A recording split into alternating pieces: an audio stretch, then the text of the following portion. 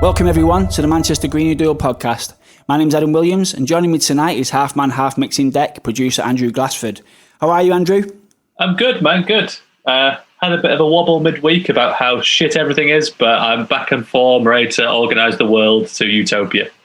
Yeah, good stuff, mate. I like that. I'm one of Manchester's finest journalists, Alex King. How you doing, Alex? I'm fine as ever, busy, and I'm really excited for tonight's show. How are you doing, Ads? Yeah, I'm cool, man. Our guest tonight is the highly respected climate scientist, Kevin Anderson. I first heard Kevin speak a few years ago at the creation of the Mayor's Green Summit.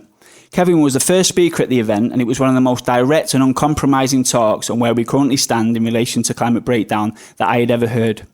I've since heard him speak at the World Transformed event and at a university venue in Manchester, and each time I've come away knowing more than when I arrived, and I have every confidence that tonight will be no different. Kevin, a warm welcome to the show, mate. It's nice to join you. Yeah, no, thank you so much for coming on. So for people that don't know you, Kevin, it's always the opening question. You know, do you want to give us a little bit about your background, what you've been into and what you specialise in? Well, I left school at 16 and actually did my apprenticeship in the Merchant Navy in the engine rooms of ships. And then later on, I went to university. And then after university, I worked designing and building offshore oil platforms. I worked offshore for quite a while on what was called hookup and commissioning on new platforms that we were constructing. And then during that time, I was more and more interested in sort of environmental issues and climate issues. And I went back to university, did a master's and then a PhD. And by and large, I've been sort of working at university since then, which was back in the early 90s, I think. And most of the work that I do is almost all around climate change, but thinking of climate change in relation to sustainability. And most of it relates to energy. I focus on the wealthier parts of the world. Typically, I think about the poor parts of the world, but they have to respond very differently to us. My focus is on what can we do in the wealthy parts of the world to reduce our emissions, to try to minimise the climate impacts that we're all going to suffer. So that's really what I try and focus on. So for me, the most interesting part of all that was when you said about how you used to work. You used to be, was it an engineer or a designer of oil rigs? Yeah, I was an engineer. That's my background, is engineering. Yeah. And yet, now you're one of the foremost sort of climate scientists in the UK. So I'm just really interested in how you go from sort of there to here.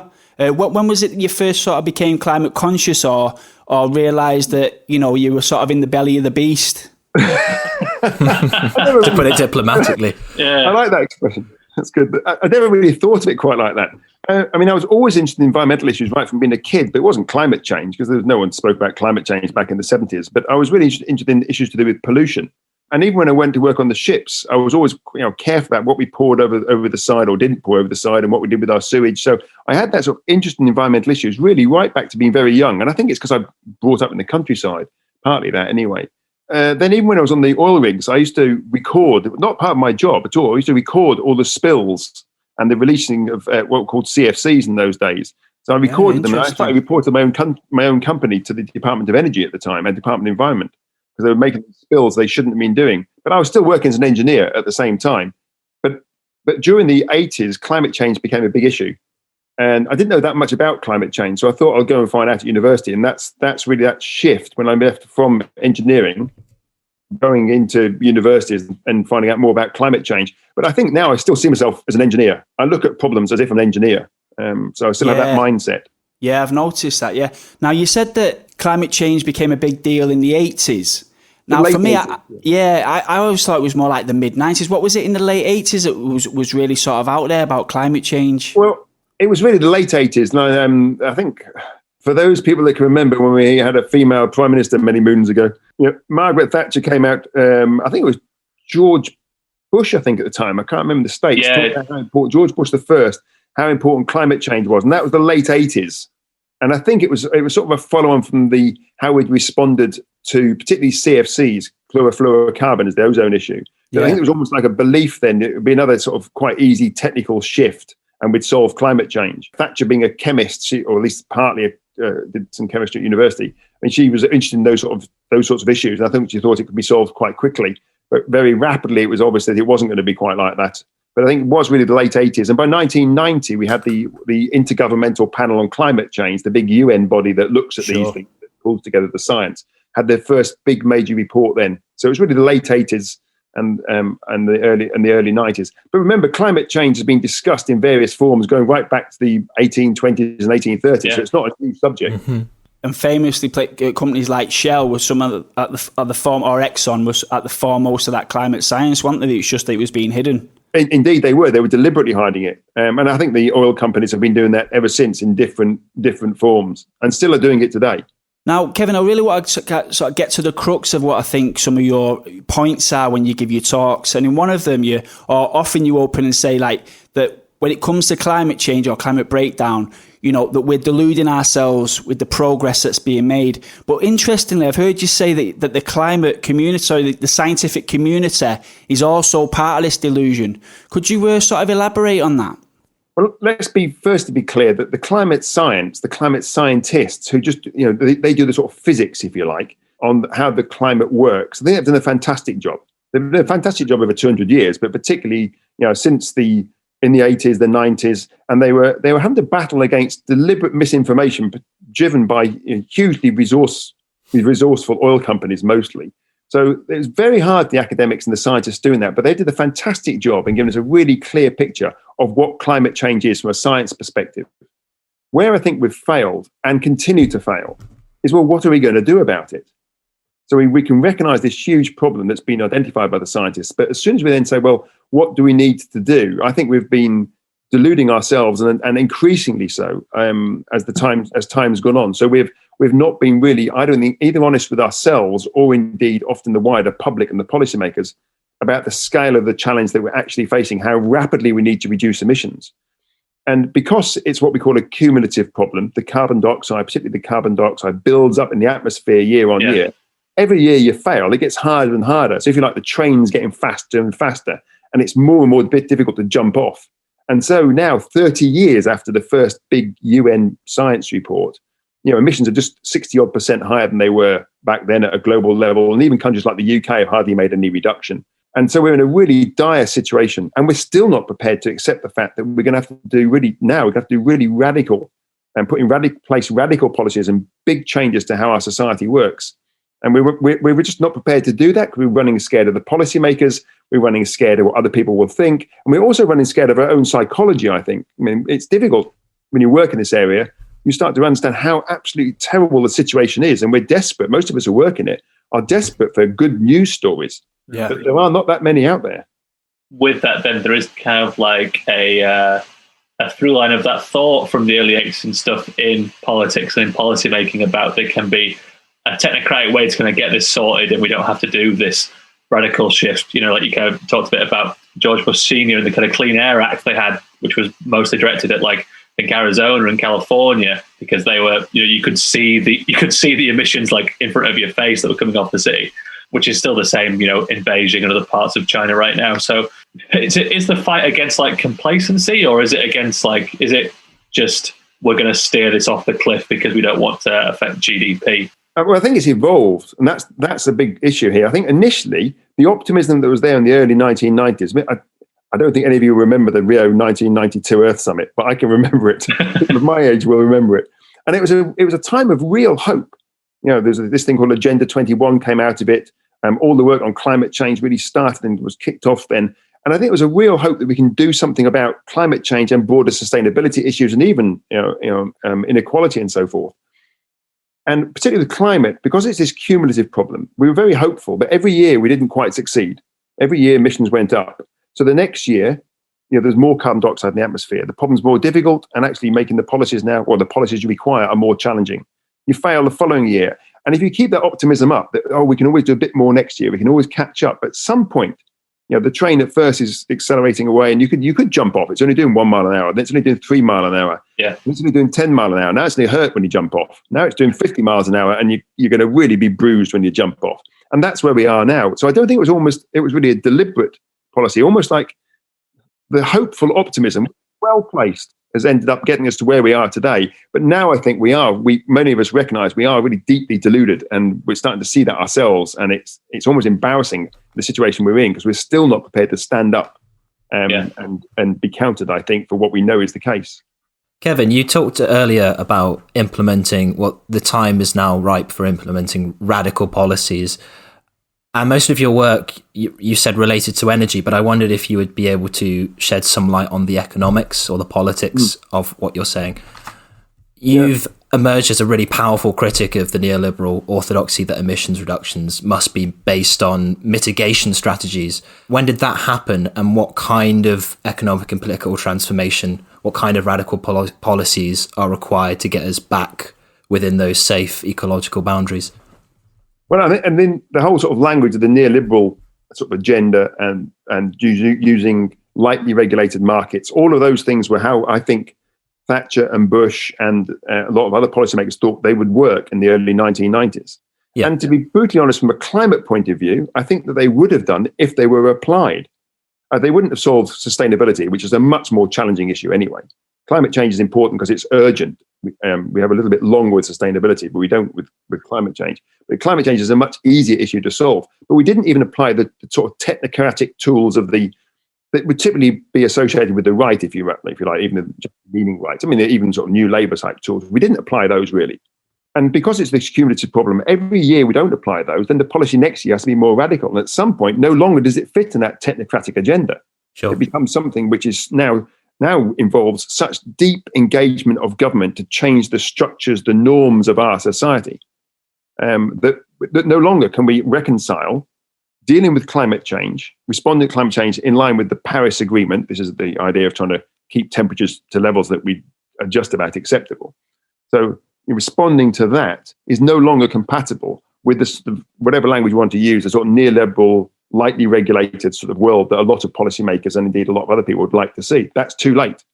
We could have done it earlier on climate change. I don't think on sustainability, but on climate change. Now it's simply too late. Now the reduction rates are so rapid that we're going to have to change our physical infrastructure. We're going to have to change a lot of our value systems in our society, that most of the emissions come from relatively small groups of the population. We're going to have to change how we reward people, how we value people. So it's asking fundamental questions almost about every single facet of our society. And it cannot just be resolved anymore with technical change. Even radical technical change is not going to get us all the way that we need. So now we've got to the point, it's rapid technical change and major social change. And that's because we chose to fail. And in that I don't mean the whole world. I don't just mean even the average or lower than average consumer and emitter. I mean, most of us in positions of power and influence from the scientists, the journalists, the academic community more widely, even some of the NGOs, the policymakers, the barristers, the journalists, across the board.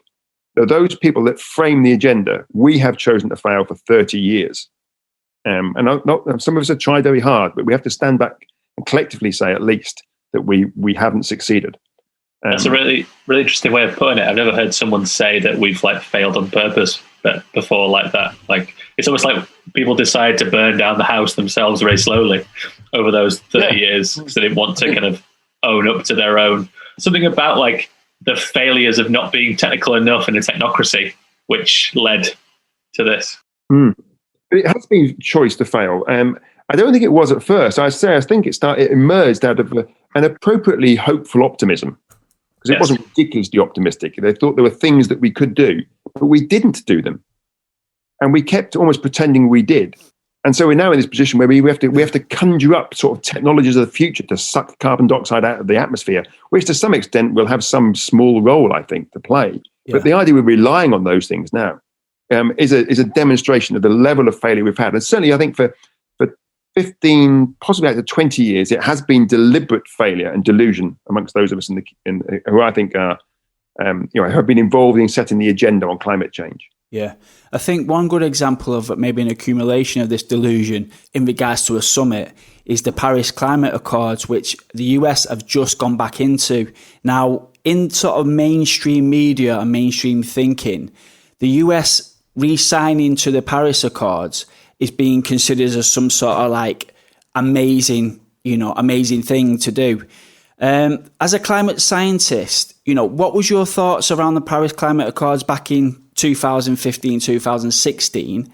And what's your thoughts now? Well, actually, they did evolve. I wrote something that was published in Nature just after the Paris Agreement. And I was quite critical of lots of elements about it, not about the 1.5 and 2 degrees centigrade. And, this is the temperature thresholds that we think are just about acceptable. And that we think is quite important in that. I think we have recognised that even at only 1.5 to 2 degrees centigrade of warming, lots of people are going to suffer around the world. Lots of people are already suffering, even at 1 degree, and we know who they are. They're typically elsewhere.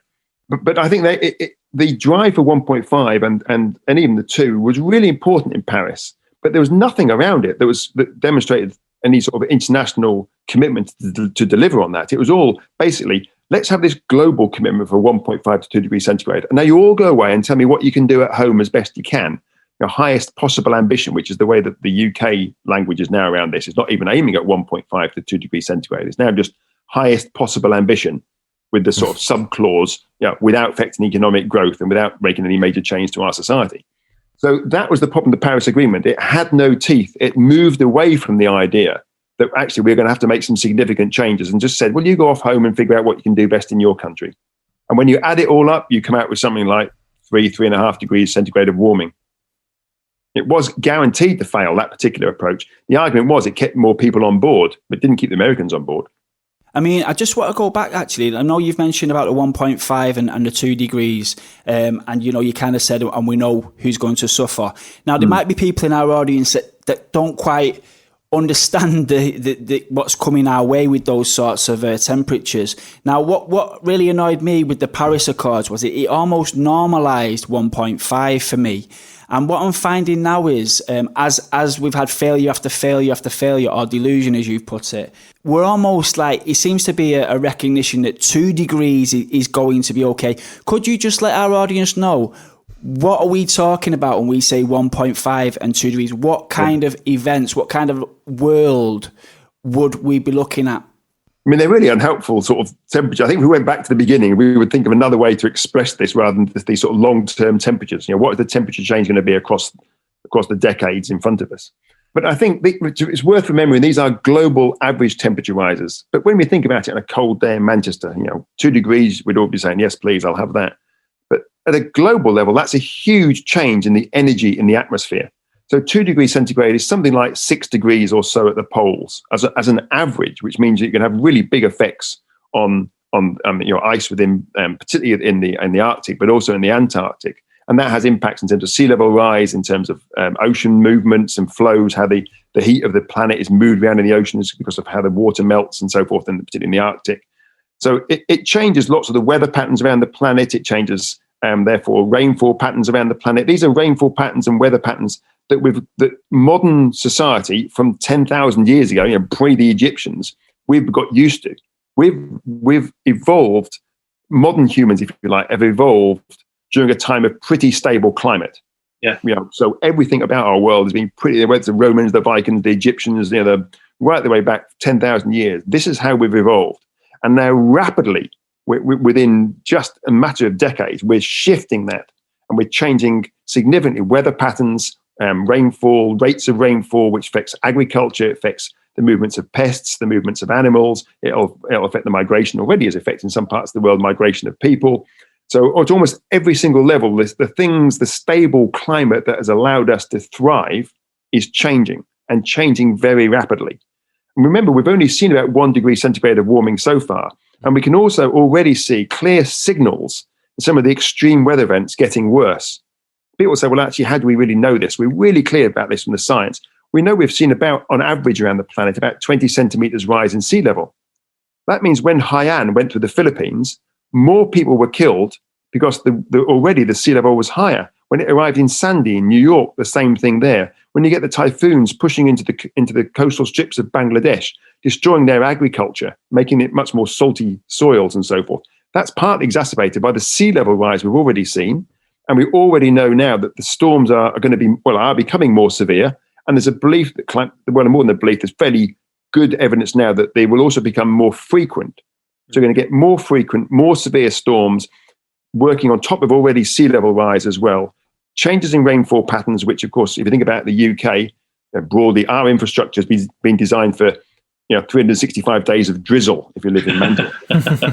And then suddenly we don't get drizzle anymore. We get sort of downpours. Well, our infrastructure wasn't built for that. Our railways weren't built for that. Our roads weren't built for that. Our sewage systems weren't built for that. So all of the infrastructure, which evolves over decades and even over hundreds of years, if you look back at that, really. Yeah, interesting. Suitable for the job. Yeah. Never thought of that, yeah. So at every single level, whether it's agriculture, whether it's our infrastructure, whether it's the migration of people, the movement of species and of pests, at every single level, this is changing significantly. And 1.5 is a huge change anyway. At 1.5 degrees, just to take an emblematic ecosystem like the barrier reef, you wipe out about 70-75% of the barrier reef at 1.5 degrees centigrade of warming. At 2 degrees centigrade, it's virtually gone. Yeah. And that's one we all know and have heard about. But those sorts of impacts are playing out, are already and will be playing out worse and worse around the globe. And we think, well, do ecosystems really matter? Well, what pollinates our crops for food? The idea we might be changing that sort of thing where we're completely reliant. I hate the word services of nature because it's not the service, how nature provides us with the wherewithal to live good quality lives. So if stuff kind of carries on the way it does, just for us to get to the most moribund part of the podcast, what's the time scale then? So like this, we're at 1 degree now, and I guess that's from 1800. That's the difference, isn't it, from what we're measuring from? Yeah, the mid 1800s, but really, most of the temperature rise has occurred since the 1950s. Yeah. So since we've been burning lots of fossil fuels. Yeah. So then what's the trajectory then for us to get to 1.5 and 2? What's the time frame? 1.5, probably by the end of this decade, and certainly as you go into next decade, in 2 degrees centigrade looks like sort of 2050 really.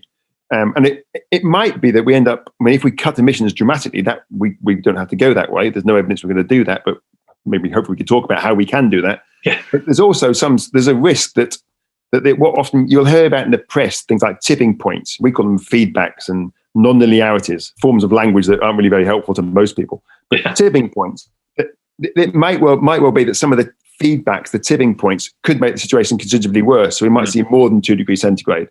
But I think that's the sort of least that we can, the best that we can expect is something like a 2 degrees centigrade rise by the middle of the century, unless we rapidly change our behaviours at a global level. It's just fucking hell. There's no it's so bad, isn't it? Like why? Well, yeah, it's horrible. Towards 4 we're not just talking about. 2 degrees centigrade is not where it stops. If we carry on like we're going today, we're just talking about climate change and not doing something really significant. Then we're going to be heading towards 3 and 4 degrees centigrade. And then you get far more of these feedbacks.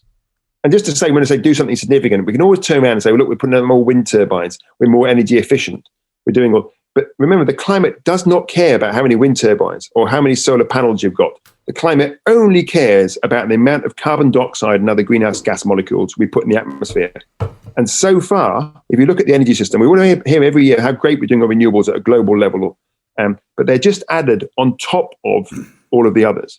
And if you go right back through history, I don't know about peat, but maybe we even burn more peat perhaps than we did do years ago. The Irish still burn peat in the power stations, but we burn more coal than we did years ago. We burn more oil, we burn more gas. They don't substitute. There hasn't been, when gas came along, it wasn't a substitute for coal, not at a global level. It was used in addition to coal.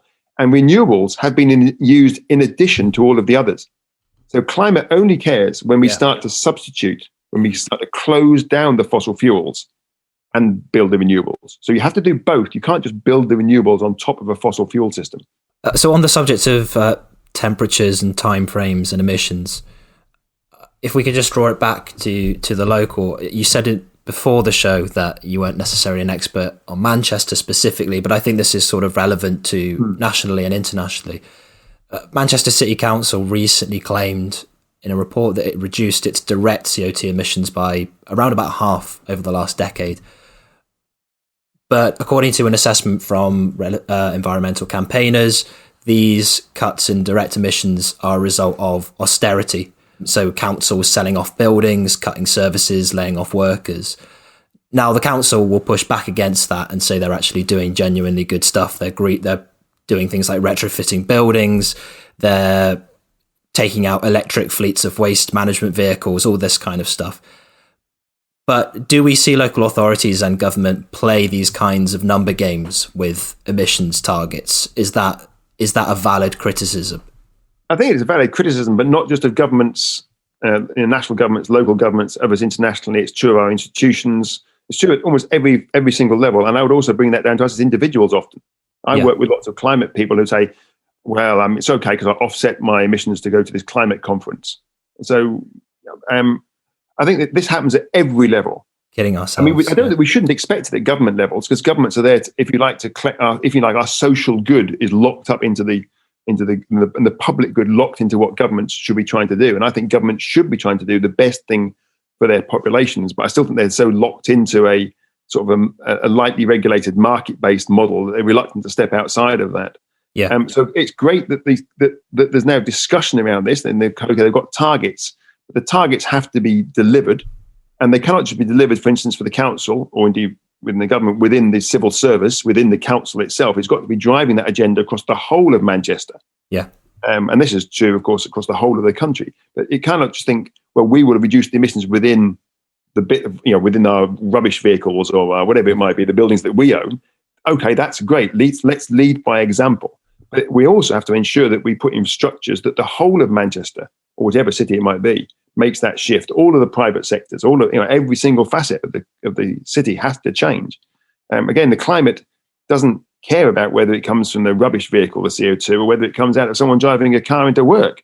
It only cares about the total amount of CO2, and it's that we've got to start to recognise. So every single facet of living in Manchester needs some fundamental change, and it's the council's job, in partnership with society and with the civic society in Manchester, to drive that agenda. And to some extent, of course, it's also got the legitimacy to do that. I mean, it's had its net zero targets, or its zero targets by 2038, I think, for Manchester, and earlier for some other cities. So it's got that agenda in place, and it needs to say, well, how do we deliver that in an appropriate and timely fashion? It's also aware that the emissions build up every year. So it's not good enough to say, we'll do well this year and we'll do a bit better next year and a bit better the year after that. That is not good enough. No. Can't start small anymore and get bigger. Yeah. We could have done it if we started in 1990. Now we've got to start big from day one. I totally agree. Just moving into politics, Kevin. So this podcast is actually growing out of Labour for a Green New Deal. If you don't know them, they're sort of an environmental group within the Labour Party, a grassroots organisation that's trying to push for environmental policies and make Labour more radical in regards to environmental policies. Now, I believe you have sort of been an advisor to Labour under Corbyn. Now, at the last election, the Manifesto of Labour was considered by many to be perhaps the most radical of a Western country, maybe ever. But again, from a climate scientist perspective, was it as radical as it seemed? Or was you impressed with it? Or how far off was it where we need to be?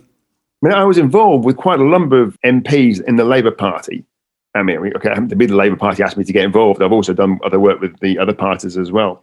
And I have to say, the MPs that were involved were genuinely trying to drive an agenda that was in line with 1.5 to 2 degrees centigrade as best they could understand it. Yeah.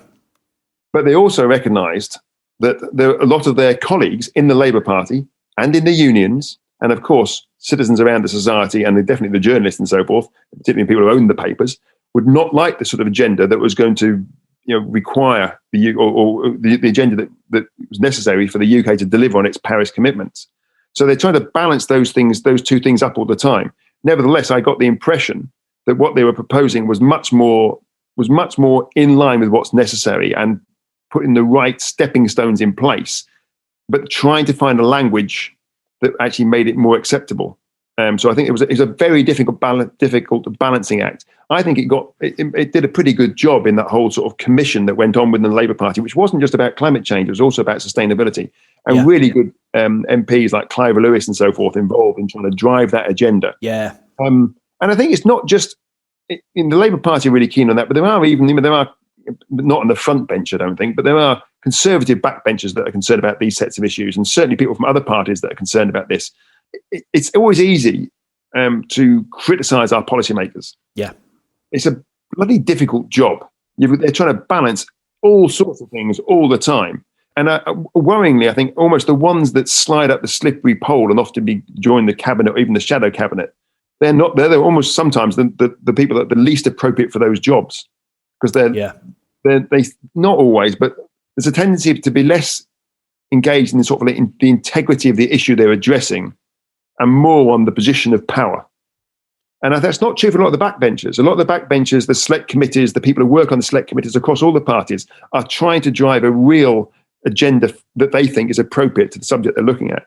So I think as citizens, we have to recognise and give support to policymakers when they're trying to drive an agenda that is driven by integrity and by the science and by what's good for society. And there are MPs trying to do that. Yeah. And there are lots of other MPs that are not.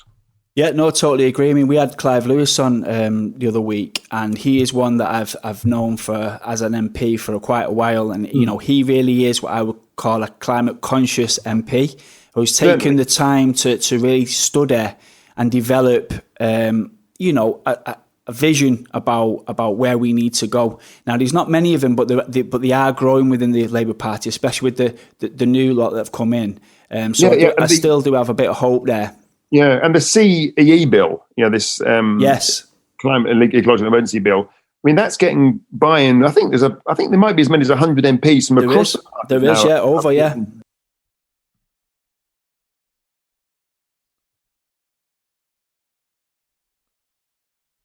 It is. I mean, I've been involved in reading various drafts and commenting from the beginning on it. But I think it is a really hopeful, and it'd be great to see, like the Climate Change Act in 2008. Lots of things I would criticise. No, actually, less about the act, about how it's been developed since. But that act went through, I think, with just 4 people opposing it, 4 MPs across the whole House. Mm-hmm. I think it went through with greater support than any other bill in the history of the House of Commons. Now, if we could see that with the CEE bill, that would be a fantastic step forward. Yeah, definitely. Yeah.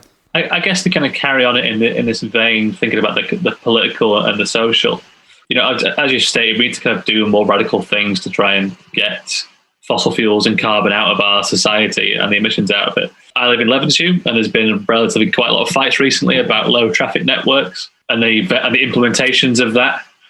Do you think, like in a societal sense, that like driving cars, like fossil fuels themselves, have quite like an intrinsic part of how our society is built, or is it just because we're like LTNs themselves can be seen as being inconvenient for some people? Like, I'm wondering if there's like a crux of it. Well, firstly, let's be clear. Not everyone has access even to a car. We always use wings. I mean, some work I've been doing with the Scottish Government recently on their climate assembly. I think it's about 25% of households in Scotland don't have direct access to a car. Now, I don't know the numbers straight off for England and for the UK more broadly, but they won't be that dissimilar to that. So let's be clear. Not everyone has direct access to a car anyway. And we have built our cities. We've moulded our cities around the car rather than around the people that live in them. And that's true of our towns, and basically all of our urban environments have been built like that. Yes. It's almost the most inappropriate form of transport within their urban environments and the sort of the outskirts of those urban environments. The car is probably the least appropriate form of transport. It may well be appropriate in the more rural areas, and it certainly has had a useful role in getting between places that are further apart. But the idea we go short distances in a car that weighs 1 to 1.5 tons, when I weigh 80 kilograms, I'm just going to travel a few kilometers to pick up a bit of groceries or to drop my children off at school or whatever it might be. That we've normalized that you've got the idea that you carry 1.5 tons with you of metal, that you actually put tarmac all over the roads, that you pump pollution into the air, which is killing the children that you actually take into school and affecting their education, that it's affecting people living in the houses on the routes that we drive. That all of that is madness. I mean, if you're looking from outer space, imagine looking from outer space, you would think we've been taken over by an alien species called the car. We've built car parks in our cities. Huge swathes of our cities are put aside for these metal boxes. So we drive to work, we park them next to each other so they can talk to each other. We take them at weekends and wash them on a Sunday. We park them outside of our houses. We feed them, we look after them, we wash them. It's like it's been really successful. So, H.G. Wells was almost right. It wasn't the bacteria, it was the car that came in as the virus. Yeah. And it's completely embedded in our society. And it's going to be very hard to take it out. And as soon as you take it out, of course, we're really reluctant to see it. Some of us are really reluctant to see it go. So we end up saying, wow, this is ridiculous, these low car zones. What are we playing at? Why are we doing this? So we now hear the opposition from people saying it's right that we can drive around in large lumps of metal in our urban environments. That's how far this thing is embedded into our society. It's not going to be easy to take it out. And electric vehicles are part of the problem here, to me. Right. And EVs are. And I'm not opposed to EVs.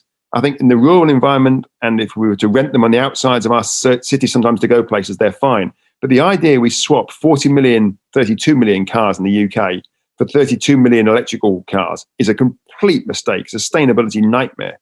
Totally, that we need to make sure that we move away from things like using cars in our cities, whether they're EVs or whether they're petrol or diesel. Yeah, I totally agree with that. I mean, we've got it embedded in our psyche now. The way to green the world is to simply electrify everything that we've got, and that growth can continue unabated, which is just suicide. It doesn't work with the maths either. The maths don't let you do that. No. And you are a maths man, aren't you? I know you said that in your talks. You said, the climate, the climate doesn't care. The maths are in. Yeah. And the maths have the answer to what we need to do. Maths and morals, they're the two things that are important here. You set the moral agenda up, then the maths informs it. Yeah. Do you mind elaborating on that maths point with the electric cars, of why it doesn't work? Yeah, well, firstly, the first thing is that, let's be clear, electric cars use much less energy to travel the same distance as a petrol or diesel car. The actual energy used, they're much more efficient from that point of view. But you then have to think, well, where do you get the energy from? So let's imagine we move to lots more renewables. That's going to take quite a long time. To completely use renewable energy across all of our energy, not just electricity, is going to take quite a long time. In that interim period, if you're using it in a car, you're not using it for heating a school or a hospital. You're not using it for running a business. So we have a choice at the moment of where we can put the limited amount of renewable energy we have, and putting it into our electric car so that we can drive a few kilometers is a real mistake. And to make it really clear here, of all the energy we consume in somewhere like the UK, only 20% of it is electricity. So when people say we're doing really well and 50% of our grid is electric, the other 80% is not electrified. That's gas for our heating and other industries, and oil and so forth for transport. So only 20% of the energy in the UK is actually electricity. And only about half of that is anywhere near low carbon. I feel my blood is just boiling as it is. So from a maths point of view, this says you've got to electrify much of the system.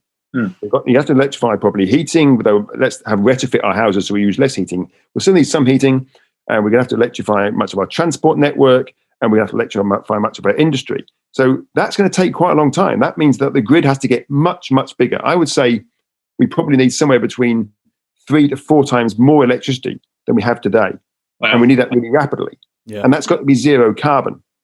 And that's still, with us being much more efficient in doing everything as well, that still isn't using as much energy as we use today. That's even being very efficient as well. So at least a 25 to 30% reduction in our total energy consumption, and electrifying most of that.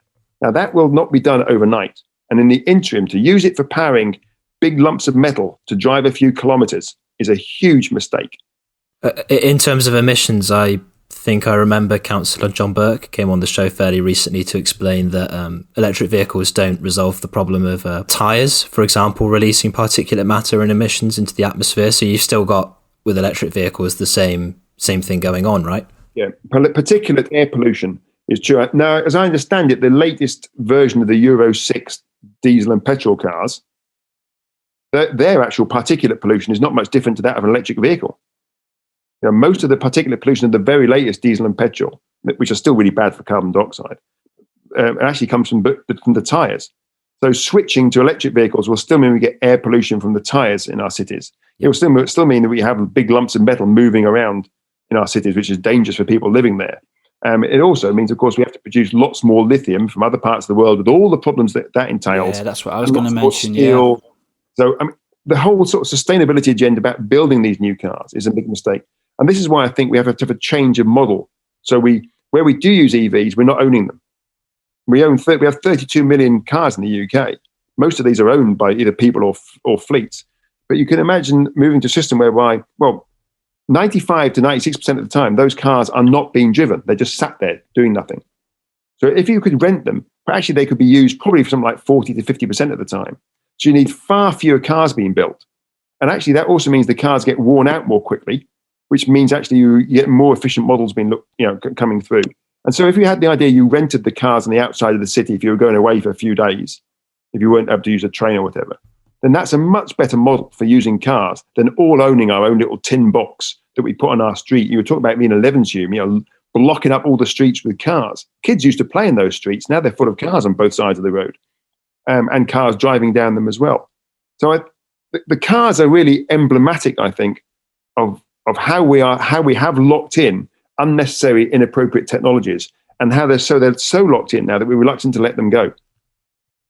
I think it's also like striking how unimaginative it is as well to say, oh, we'll just change the power of the car, as opposed to seeing the whole system being, morally bankrupt as well. I mean, the real it's not rocket science, this, is it? Electric bikes are a potential game changer. Electric bikes allow all sorts of people to travel quite reasonable distances in and around towns. So I think the cities and the towns and the urban environments are really bloody obvious when it comes to transport, to be brutally honest about that. The difficult part, and a lot of people don't think about this, and a lot of the NGOs don't enough, I don't think, is that most of the emissions from cars come from that distance between, say, 30 to 40 and 60 or 70 kilometres. And that's a more challenging one. Not many people would be cycling that sort of distance. I like going that distance on a bike, but most people won't be, even with an e-bike. So we have to think about how you deal with that. And a lot of those journeys aren't necessary. We could probably get rid of a lot of those journeys anyway. We can probably use much more public transport and trains. And we have rental cars for doing that as well. We can use more buses. So we have to think about that. It's not just the city, but that sort of intercity bit we have to think about as well. I was just going to say, I was quite interested in your statement, it's maths and morals. But, human beings are very complex creatures, aren't they? And I've seen a documentary recently about Edward Bernays, who was the nephew of Freud, and he's sort of been the one that you reckon was the one that really got people to become consumers over in America, and that was what was sort of copied throughout Western Europe. Now, it's this idea of sort of our inner desires and humans being irrational as well, isn't it? And also thrown into the mix, there's this idea that the state has levers of power. It's often said, these levers of power is only about 4 or 5 levers that they just need to keep pulling and everything will be fine. But we're so disconnected. Every department is disconnected. You've got the private, you've got the public, and it really is sort of a mishmash of chaos that somehow works kind of, that we've really got to sort of change, and we're trying to change it through rational, maybe moral arguments with science and maths. And, the proof is in the pudding. It's not working, is it, Kevin? So on reflection, have we done things wrong in the past? Is there another way to go about this with what we're actually dealing with? I would slightly turn what you've said on its head. And actually, I think the bit of a mishmash that we're in is perhaps where some more of the hope resides. And it's not just that there's a handful of levers by these great and wonderful people at the top. They're going to pull and solve problems. I think these levers of power exist, multiple levers of power exist across all facets of society. And I don't think we should be looking for leadership from top down any more than we should from bottom up. And so I always have this language I use about the idea that success emerges from a messy partnership of bottom up and top down. They don't have to get on very well, but that's how it works. Good ideas from the top almost always come from examples that have been developed by grassroots people. Almost every single major fundamental shift in our society has been driven by 1, 2, 3 people initially, then 10 people, then 1,000 people, and it gets multiplied up. Most of them die and wither on the vine, but some of these really successful and have changed us fundamentally in many respects. So I think actually that slightly messy environment you're talking about here, where politics and citizens and consumers, that's actually where some of the hope exists. And I think we can see that in the last 2 years. The only real period of hope since probably the Climate Change Act in the UK and globally probably 1992 with the Earth Summit has been the emergence from within civil society of groups such as the youth movements, with Greta Thunberg being one of the sort of catalysts for that. But they're having that spread amongst the youth movements around the world. And groups like Extinction Rebellion, whatever people may think one way or another. I mean, they've changed the agenda and they've brought climate change and sustainability to the fore. Yeah. Obviously, all the science and the academic stuff is all helpful, and the NGOs. But actually, I think that civil society group has merged out of this mess. And actually, that's where I think some of the hope has been, and some of the certainly bringing the agenda. Bringing it to the front of the agenda is really important there. So I think the hope resides some part way in that mess that we see today. And also, I'm reluctant to say that we all act irrationally. Lots of my economist friends argue that. Quite a few of my social scientists friends. Just me then. Well, no, but do we? I think we have to start to understand why it is we do what we do. I often say, people talk about, I've never met a consumer. What is a consumer? I have met citizens who consume. I have never met a consumer yet, and I hope never to meet one. It is a horrible, horrible word. It's a horrible. It's a way. The idea we define people by what they consume. Those people actually went out to the pub with them and had a drink with them. You probably find lots of more interesting things about them as citizens and human beings. they also consume, and there's a massive structure out there that's trying to encourage everyone to consume, to buy everything under the sun. And we're all susceptible to it. But let's not forget, ultimately, the end of the day, the consumer bit is just bolted on to us as a citizen. So the trick to me then is to say, how do we pull that citizenry part out of us? We've spent, the system itself, if you like, the market system has spent certainly 20, 30, 40 years trying to almost push the citizen down and drag out the consumer. And it's time we rebalance that. And I think that exists in us all. And I think most of us are relatively moral beings. We think about, most of us don't try to be bad, we try to be good. We may be good with our friends and our family around us, and in fact, we're not quite so good with wider society and public good. But overall, I think, I have a lot more hope and trust in people than I think some of my academic colleagues may have. And this idea of rationality, I think you have to look at it in terms of what it is we're doing in our life. People behave what looks like individually irrationally, behave as individuals or people in their families. They do something that to them is rational there, but from the outside it looks irrational. But they're doing it for what seems like to them to be good reasons. I think understanding their reasons, rather than just saying their reasons are wrong, is what's really important there, is to understand that. And that's true for us all. I mean, I'm not some great person looking down on this. I suffer from all of these things that we all suffer from to some extent.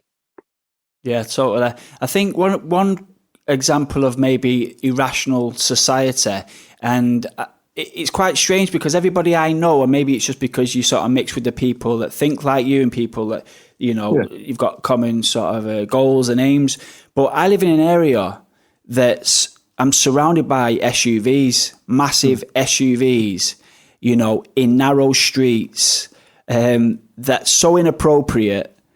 And I read not long ago that SUVs are one of the biggest increases ever for carbon emissions. Is basically Westerners buying these, what I'd call tanks. Irrational tanks. And so where do you, with an example like that, what are these people doing then to go down these paths? So you're asking me now, actually I can think more reason about it now. If you caught me when I normally do lots of cycling, and I was cycling out, sometimes I go out through, often into the hills in the Peak District, but often I go through Cheshire, heading out through Wilmslow, Alderley Edge, Prestbury, and those gated ghettos that are out there. and what the air is blue behind me on the bike because it's just full of SUVs. Almost every time the SUVs get bigger and bigger, and the only normal cars you see out around there are the cleaners and the painters and the decorators going to look after these gated ghettos, where you'll see 2 or 3 4-wheel drives parked behind them. It drives me bonkers. And it looks completely irrational and selfish to me. But I think we have to understand why they're doing that. And what is it about our society that said that is now a reasonable thing to do? And it's not as if it's just emerged out of nowhere. I mean, there's a whole sort of advertising campaign behind it, and playing with people's psychology, and even for there's deliberate aiming, like at women for the school run. It's safer to have the 4-wheel drive for your child, even though the atmosphere is air out the back. Yeah. And so there's a whole set of structures around this. And then the adverts are put out. To me, we shouldn't be allowing those adverts out. They're displaying a world we don't live in. They're always going through lovely country lanes, and rather than they're stuck in congestion. But then in the congestion, they're talking about in the cars, the air conditioning is there to keep you clean and healthy inside the car, as well as the idea of safe from the people outside.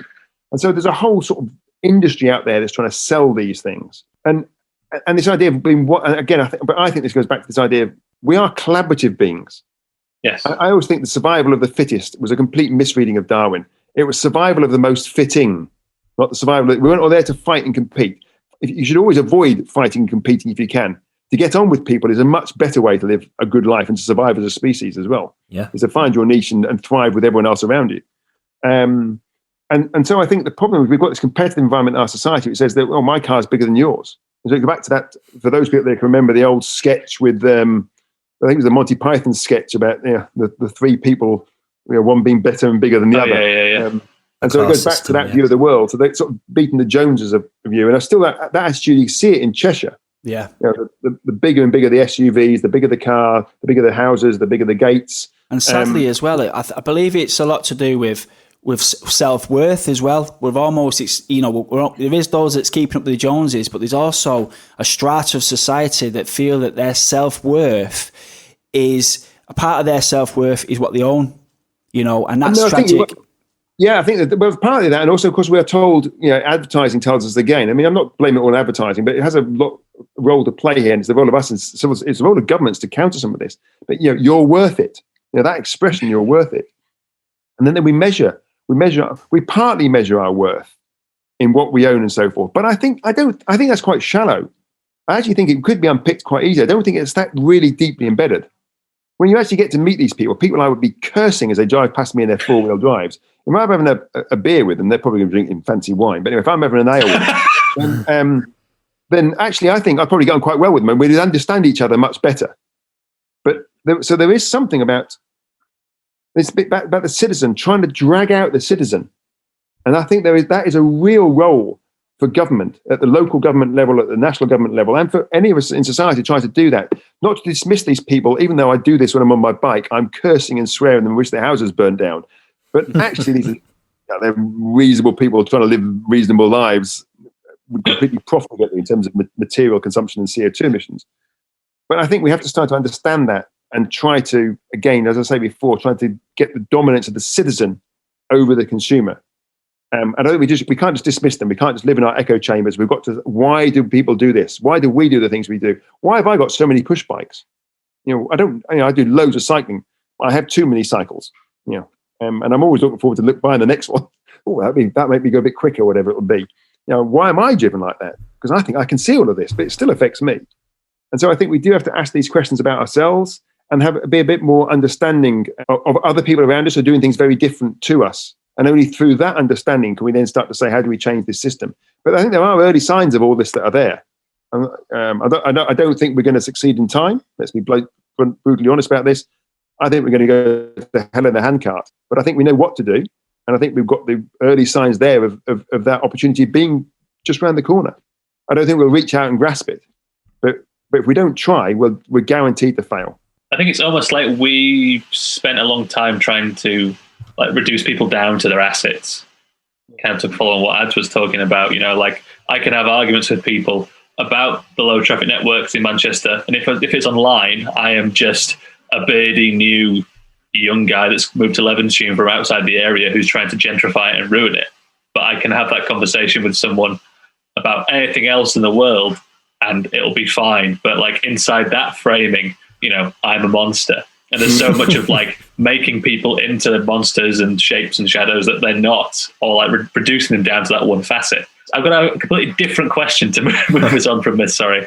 I want to talk about carbon budgets. Manchester, as reported by the Tyndall Center, has used 26% of its carbon budget for the century. Do you think carbon budgets are a useful framing device, or is it what are the downfalls of that? Are they seen as this is something that can be used up by people in power? I would go further than say I think they're just useful. And I have some academic colleagues who slightly disagree with me on this, but I think they're almost essential. Right. Because climate change as a policy tool, because it's very near the science. It's not 100% science, it's near the science. Climate change is a cumulative issue. The CO2 builds up every year. And the science tells us, with sufficient robustness, how much we can emit in the atmosphere for a reasonable chance of different temperatures. And that's what we call the budget. How much? So we know what the global budget is. And there's a bit of uncertainty. It's different for what, we know if you go for 1.5, it's a much smaller budget than 2 degrees centigrade. And also the chance of it, a very good chance of 2 degrees centigrade is a smaller budget than just an outside chance. Yeah. But the science tells us that quite well at a global level, how much CO2 we can dump into the atmosphere. And we know how much we're putting in every year now. The question then, to make it valid as a policy tool, is can you divide it from a global level down to a national level? And I think you broadly can. I think there's big issues of fairness, where we sign up to fairness in the Paris Agreement, and every single agreement we've signed on climate change right back to 1992 and the Rio summit, we've always said that the poorer countries of the world, and these have been identified reasonably well, should have longer to make that transition. So if we've signed up to that, I assume we weren't lying. So that tells us something about how we split the global budget to the wealthy parts of the world. And then it's a bit of story about how do we divide the wealthy part budget between Germany and the UK. Okay, we can have a bit of an argument about that, but we're not going to say the Germans should get it all, the Brits should get it all. You can divide it reasonably sensibly on a number of criteria. You could use population if you wanted to. You could use how come your current system, if it's like Poland, is locked into lots of coal, and if you're like Norway, you've got lots of renewables. So you could, there are different ways, but broadly, there's a pretty robust way of getting a carbon budget to nations. And when you've got a carbon budget to nations, you can then hold the policymakers to account, because they can't keep saying, we'll put policies in place that will do something in 2030. I don't give a damn what it does in 2030. It's the cumulative emissions that matter. So then it says to the policymakers, well, what are you going to do that changes the emissions next year and the year after that and the year after that? And that is what's absolutely key for the policies to deliver on the issues of climate change. Is what do we do in the immediate to near term? What we do between 2030 and 2040, if we haven't done anything very significant by 2030, will be too late for 2 degrees centigrade. Okay, it might stop us getting to 2.5 or 3, perhaps. I mean, that'd be lucky. But what we do between now and 2030 is absolutely key. And so the budget framework tells us that. It brings the policy domain down to now, not what we do in 2025 or 2030. So it's like an allocation of responsibility then? You're saying like... I mean, a budget, it's a bit like having your salary for life. If you get the salary for life and you squander it all on partying for the first month, then you're going to be quite hungry for the next 90 years. And that's what we have. This is a salary for life that Manchester Council's got. And if it decides to spend it all in year 1, 2, 3, and 4, then it's going to have nothing left for the period after that. And so when you've got that salary, you think, well, how am I going to, if I've got to spread this money out over the umpteen years, how am I going to do that? And that's what the budget is. That's an accurate depiction of my second year of university, that. Using it all in the first month and then being very, very hungry for the rest of it. Everybody's university, mate. Just to kind of round off responsibility then, I feel like it's a big bun fight when it comes to Greater Manchester's carbon responsibility, specifically around the airport and around aviation. Where do you think responsibility lies for that carbon?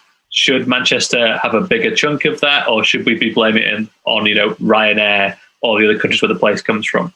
Well, I think we have to take responsibility for it. But ultimately, the responsibility lies at different places. Those people that are flying, and let's be clear, these are Department for Transport figures. In any particular year, half people in the UK don't fly. Yeah. And 70% of all the flights are carried out by 15% of the population. Yeah. So most of the flying is carried out by not the majority of people. We have to then think we have to tailor the policies towards them. And should every extra ton of carbon that's taken by flying is a ton of carbon that can't be used in a school, a hospital, or a business elsewhere. And so you have to think of that balance that is there. And aviation, as I say, only serves, majority of the time, it's serving a relatively few of the population, as the other things are serving pretty much everyone in society. We also know in aviation that there are no technical solutions that are going to solve it in the near to medium term. The emissions will remain high. And so in the near to medium term, you have to reduce demand in aviation if we're going to do anything about cutting our emissions significantly and fairly. And it's also worth thinking about, even in the Committee on Climate Change sort of framing, if you worked out carbon budgets that relate to their analysis, somewhere like 30 to 40% of all of those emissions are going to go to aviation. Completely unfair. And so I think we need to think about something we're going to, that to some extent, a lot of it is a luxury.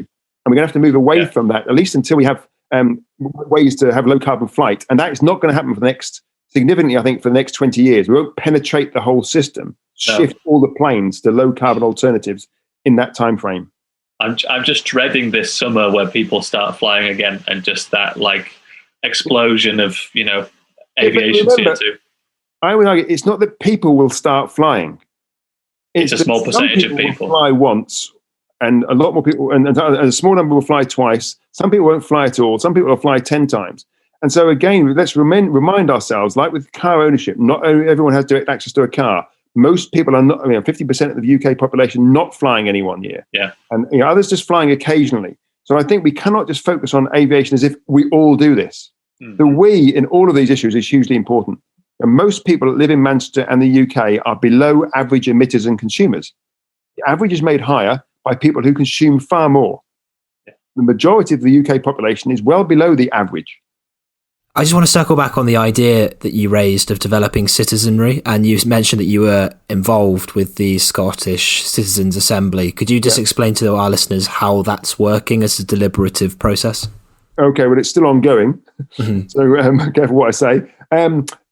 Basically, this process is the Scottish Secretariat, part of the government, have recruited randomly from around Scotland, so to reflect the makeup of Scotland, about 105 citizens, and they meet every 2 or 3 weekends, and they have some information provided them on climate change by various experts who have different views of these issues. And then over that period of time, the members, these lay members that come on board, learn more and more about climate change, and then they're asked a question about what should Scotland do to respond in a fair and effective way to the climate emergency. And they make recommendations that the Scottish government is by law required to comment on. They can't just ignore them. I mean, they've got to say why they think they're good or bad and what they're going to do about them. And so that process brings citizens into colouring what it is the Scottish government think is possible to do and appropriate to do and what their policies are. And so that's this role of bringing citizens in there. I personally think probably not think it was a particularly worthwhile process when I first started. As we've gone through it, I think it has real scope for helping us think about what we can do in our societies. That's interesting, yeah.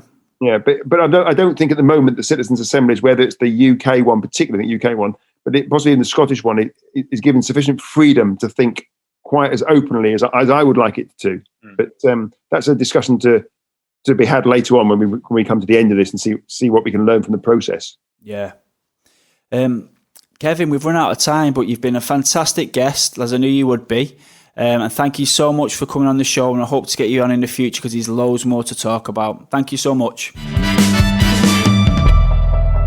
This is the part of the show that's dedicated to the fighters, the healers and the conservatives of the world that are doing their bit for all of us. It's the shout out. Andrew, who have you got this week, mate? My shout out this week goes to previous guests on the show, GNB, after their landmark case coming to fruition this week. I guess this podcast going out in the future, but basically Uber drivers are now seen as workers, which means they get holiday pay, sick pay, at least the minimum wage. They get all kind of other entitlements they should have had for the last 6 years. Uber had the audacity to send an email out afterwards saying that they were really proud to be able to give this to people after they'd spent 4 years in the courts trying to fucking fight it. So GNB, thank you so much for being amazing and doing that. Everyone go join a union right now. Yeah, totally. Alex, who have you got, pal? My shout out this week goes to Sean Benstead, who's been very active in Manchester Labour for a Green New Deal, and he's written a piece for Greater Manchester Housing Action on the privatisation of land in Manchester and our collective right to the city and proclaiming it. It's a really good piece. We'll link it in the show notes, and kudos to Sean. Well done, mate. Okay, Kevin, can you give us your shout out for this week? Yeah, it's Rosamund Kissy Deborah, who hopefully most of you have now heard of. And I think she demonstrates how individual perseverance and courage can actually end up changing the system, which is then better for all of us. And of course, she is the one that from 2013 and right until recently, persevered in pushing through the courts that her daughter died because of air pollution. And that actually was recognised in the end by the coroner and by the courts, allows us a real opportunity to think about clean air zones across our country. So something wonderful has come out of that huge tragedy. And I think it just demonstrates how an individual with other people around them supporting them can actually bring about system change. Yeah, that's a fantastic shout out. Thank you. My shout out this week goes to our friends at XR Manchester, who are currently camping up at Rybank Fields just to stop any sort of shenanigans that might go on up there and any deals being done and diggers moving in. Any criticisms people have of XR, we do need to remember that these guys do put their bodies on the lines for us.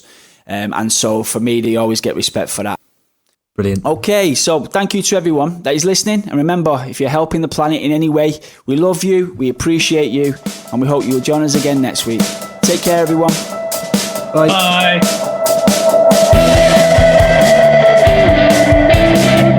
We'd like to thank all our supporters on Patreon, with a special thanks to Barbara Burke, Guillermo Mund and Angela Brown. If you're enjoying the show and want to help it grow, but not in an infinite ecological disaster kind of way, head to patreon.com/MCR GND pod.